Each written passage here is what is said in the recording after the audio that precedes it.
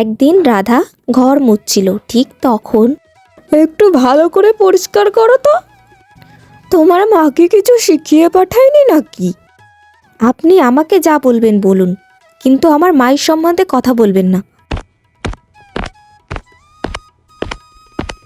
কেন রে, কেন? তোর মা তুলে কথা বললে তো কি করবি রে?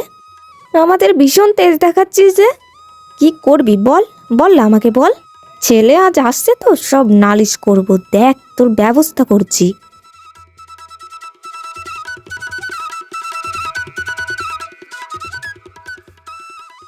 কিছুক্ষণ পর মহেন্দ্র বাড়িতে চলে আসে। মা, আমি এসে গেছি। এসে গেছিস বাবা? তুই তুই না আসলে কি যে হতো। কেন, কি হয়েছে মা? তোর বউ আমাদের সঙ্গে কি খারাপ ব্যবহারটাই না করছে। আমাদের ঘর থেকে বের করে দেওয়ার মতো অবস্থা। কোনো সময়ে কাজ করে না, সারাক্ষণই মহারানীর মতো শুয়ে থাকে।